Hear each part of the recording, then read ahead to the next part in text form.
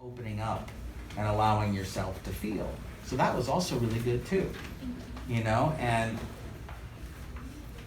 if you do that, you really grip us and make us, want to be engaged with you. It's almost impossible for that not to happen if you're alive with a lot of emotion, okay? So the stuff that I feel like maybe you need to look at though, and this may be because of opera or musical theater, is that it's a little bit self-loving in the emotion. In other words, it was too pretty. Okay. Do you know what I mean by that? Falling in love with the feelings, rather than letting me figure out on my own what you're feeling, you were feeding it to me. So what I'm saying to you is you have to be very careful when you're playing a character that you don't slip into the pity party. Because then the audience has a hard time liking you. Okay. And they also feel talked down to. Almost like, oh, you don't think I can figure out on my own that you're having a tough time? So sometimes people feed it to the audience and say, hey, you guys can't figure it out, so here is what I'm feeling because you can't figure it out. Instead of trying to fight the emotion. So there were some great moments where you actually were fighting the emotion. Like especially, I don't remember the line, but I think it was near the end when you were sort of trying to hold back the tears. That's where it worked. But there were some moments where I felt like you were making sure there was a lot of emotion there. Do you know what I'm talking about? Yeah. Yeah. So, tough to like a character, when you're sort of, whenever we have a scene, we have what's called an objective. And an objective is what a character wants in the scene, what you're fighting for, what you're trying to do. And it's from the character's perspective, okay? So my objective now is to teach you, your objective is to learn, right? So in the scene, you may have had an objective for the character, but in those areas that I'm talking about, your objective changed from the character's perspective to your perspective to feel. And that's not believable. If I'm playing a real character, it'd be very odd if I started thinking I just really need to emote instead of I really need to wake you up. So you have to figure out, well, what does she want in the scene? What does your character want? What is she trying to do? What do you think? What do you think your character's trying to do when she's talking to her mom? It's almost like she's trying to open her eyes. Yeah. Wake her up, right? Yeah. And I think the fun of the scene is that you're sitting here talking to your mom going, hey, do you understand what it was like being me and all the stuff I went through?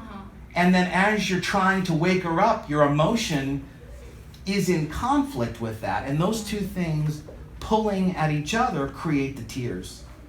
You follow what I'm saying? Can you say that one more? Okay, so we have the side of you in your brain that's trying to wake your mom up or open her eyes to something, yes? Yes. But in doing that, you can also have a lot of emotion, which makes it difficult for you to speak. Because you're so emotional, you're so, messed up, your heart rate's going up and you're lightheaded and you're charged and you're just, blah, right?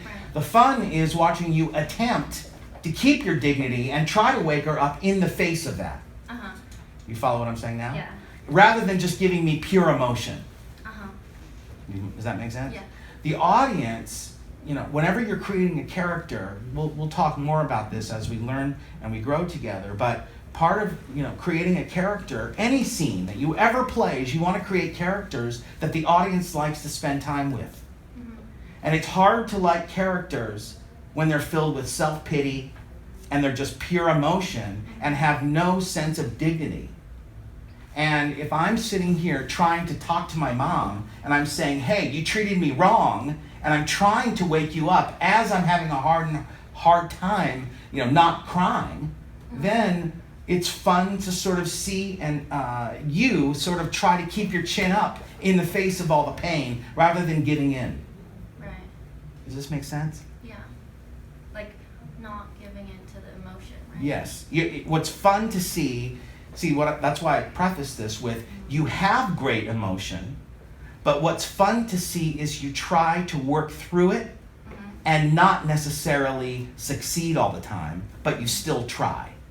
It's almost like you're drowning and you're trying to keep your head above the water, and then for a moment you slip under the water, and then you pop back up again. Well, you're still trying to stay alive. That attempt to stay alive is what was missing sometimes in your scene. Instead, it was just sort of pure emotion. And it's hard to like characters when they don't have that sense, because it's not inspiring to watch you. It's sort of like she's giving in to the poor me thing. And we don't like it.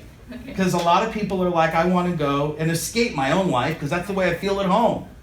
I want to be inspired. If she can do it, I can. Does that make sense? Yeah. What about the, like, I feel like there's a part of her that, like, does pity herself, though. Yeah, listen, we're not, that's the thing, is that I'm not talking about believability, because it is totally believable that she could be somebody who pities herself. Do I like you? No. Okay. Okay? So it is all about the choices we make.